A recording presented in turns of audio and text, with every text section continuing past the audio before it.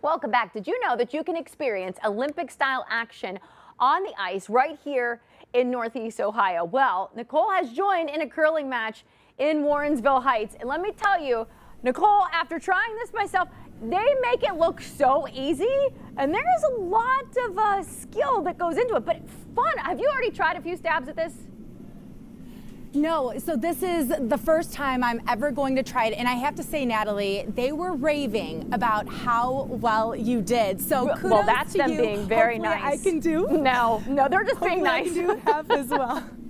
I can't wait to see you do Natalie, this. I have to say, well, I'm very excited to do it. So the Winter Olympics, as you know, recently wrapped up, right? But for many people, their dreams of becoming an Olympian are just getting started. And it happens right here at the Mayfield Curling Club. I'm with Ashley Lowry. Ashley, first of all, this is the very first time I have ever tried a sport like this. I have no idea what to expect. You gave me a little pamphlet. I'm very excited, but this is a sport that has truly been gaining in popularity, especially here in Northeast Ohio. Yes, very much so over the last 20-some years or so since curling became an Olympic sport.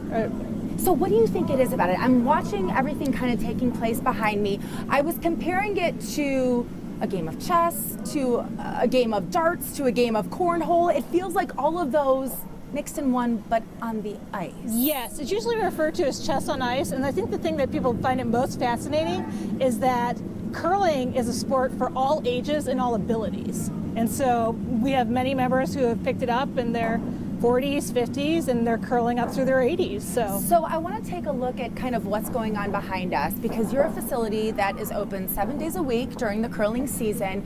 You have so many different leagues. So there's actually a league play taking place right now, correct? Correct, yes. It's our Tuesday morning league, as well as an additional pickup game and everything, but we have another league this evening.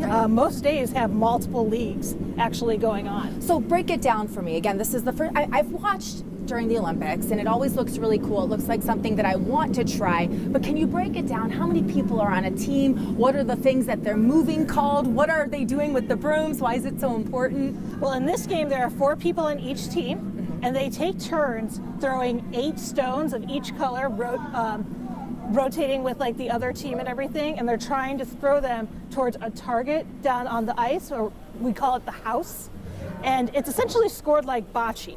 Okay. You want to get as many of your color stones closest to the center before any of the other teams. So how many rounds are there?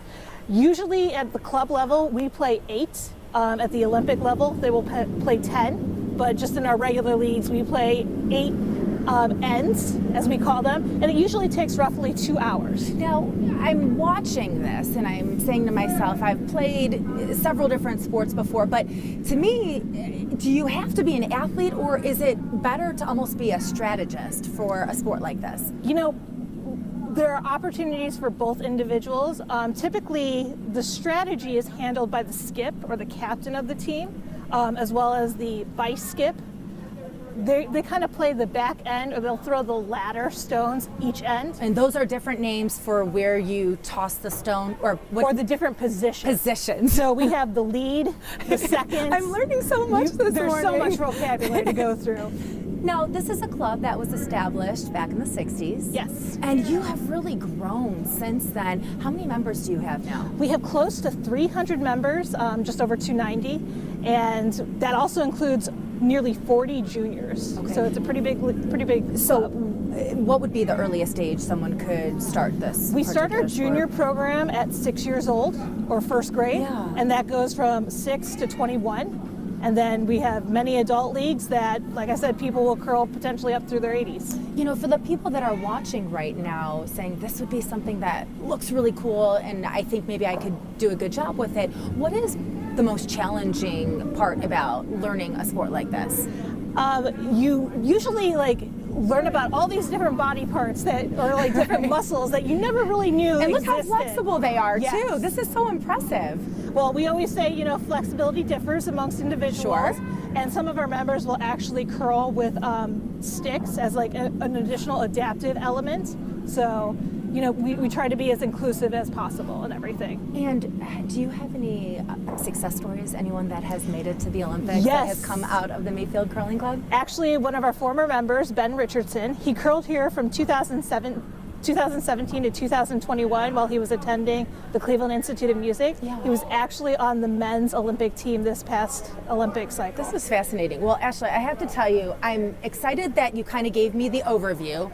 I'm familiar now with some of the terminology, but I am dying to get out onto the ice. And they're not called lanes. What are they called? They're called sheets. They're called sheets. So I say, coming up in the next hour, I am whipping out the broom. I'm going to put whatever I need to put on my shoes, and I'm going to go for the gold. You got this. Stick around because we have more New Day Cleveland coming up after this break.